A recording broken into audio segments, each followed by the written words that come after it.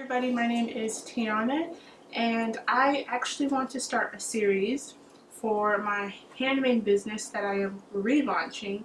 So what this means is I want to kind of take you guys from the beginning of starting a business and maybe a year from now, maybe I'll keep this going for a year or so and see where it ends up, because a lot of the videos that I turn to on YouTube for like tips and things are from people who are already like successful, and you kind of only see like the positive things, like this is how I packaged my 250 orders that I got today kind of thing.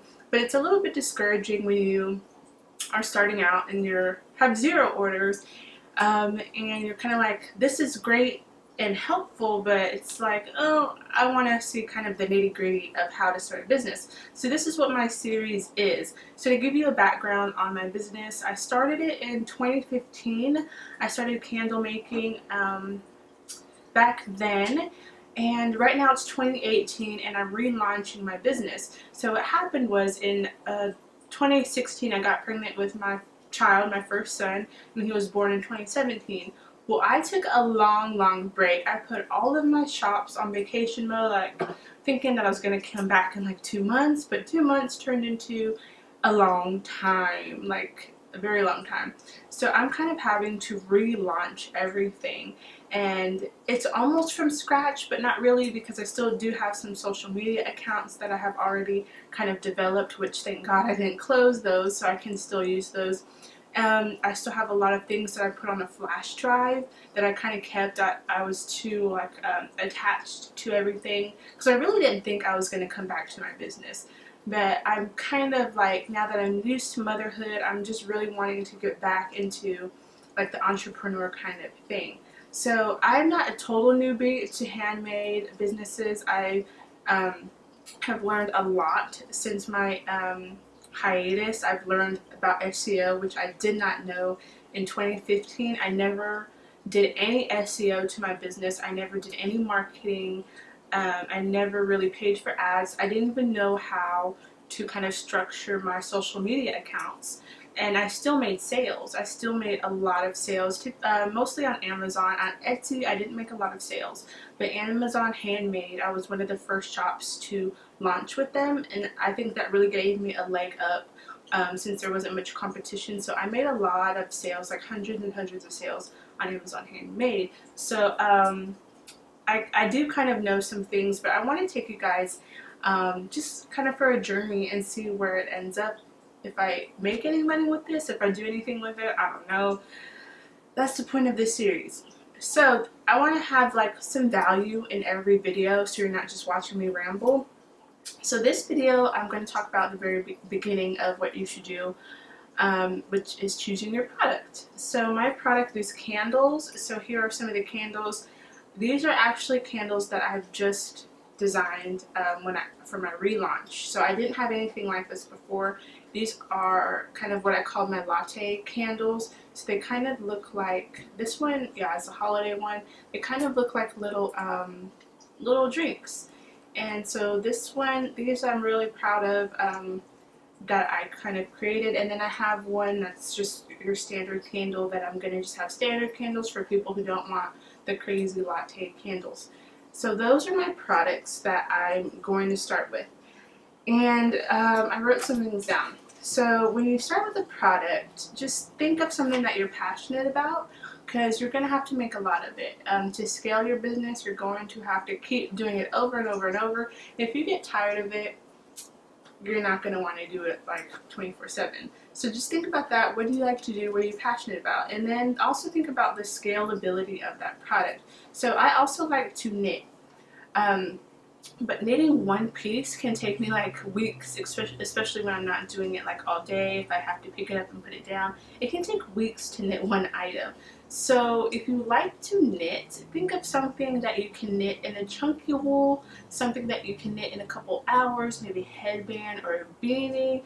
But don't go listing sweaters, because those are going to take you a long time to knit, and the price that you're going to have to charge for that is going to be a lot, and people would rather get that from a department store than pay you hundreds of dollars for a knitted sweater. Those are typically things you probably keep as heirloom pieces. So just think about, can you make a lot of this product? If you were to get like 50 sales in a day, can you make enough of that product? So just think about that as well. And let's see, trending products. So just because something's trending doesn't really mean that you should kind of jump on the bandwagon. Like, you should definitely pay attention to trends, but don't go creating fidget spinners or something like that, something that's gonna like die out really quick. If you want like a long-lasting business, just think about that, something that can grow with you and that you can expand on. So with candles, you can kind of even expand into bath and body products. You can do like maybe like a soap line. You can do like bath bombs, things that are scented, fragranced. That can kind of go along with candles as well. And so now that you've kind of decided on your product, you have to do a lot of research. So this is probably the most important thing.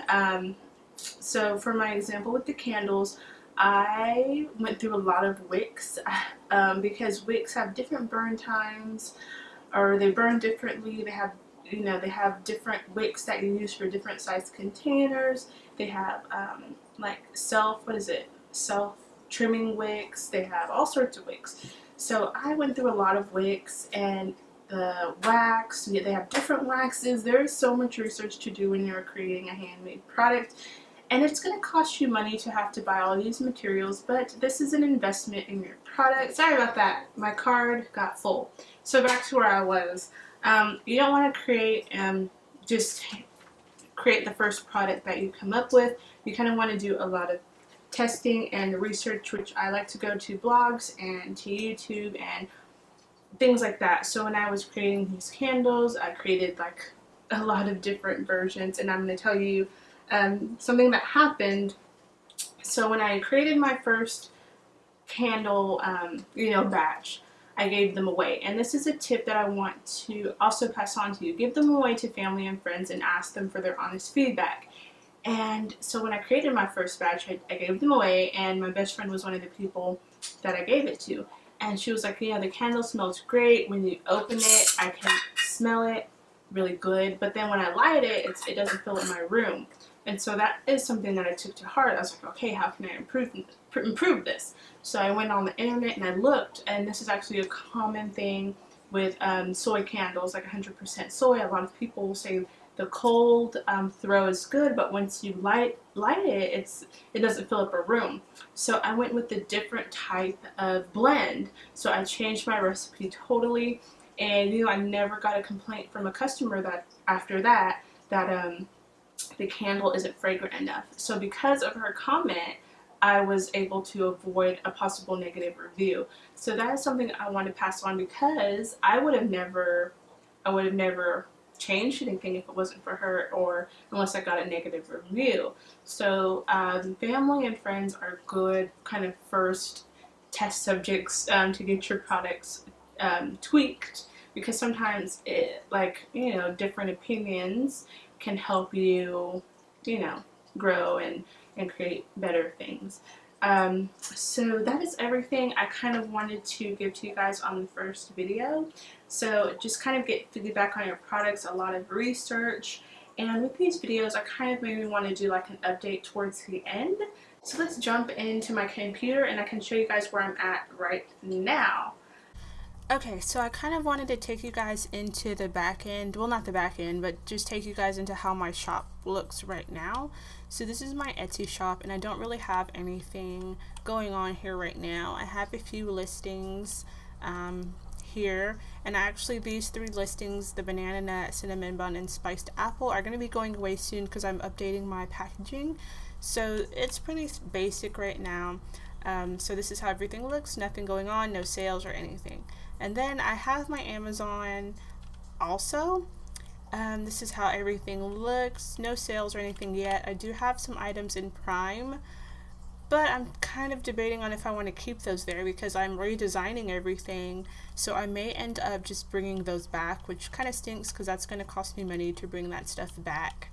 But I'd rather have good products out there than something that is not cohesive with what I'm doing. So as of right now, what is today? What is October 10th, 2018, no sales or anything, just kind of building up my stock on my websites. Thanks for watching this video. I hope you got some sort of value out of it, and I'm hoping that you continue to watch the series, and I hope that I grow from this, and hopefully I'm just a little bit nervous about putting this process out on the internet because it could totally fail and, you know, just wouldn't make sense. But I'm really confident that I can try this again and get back to where I was in 2015. So we'll see. Until the next time. Bye, guys.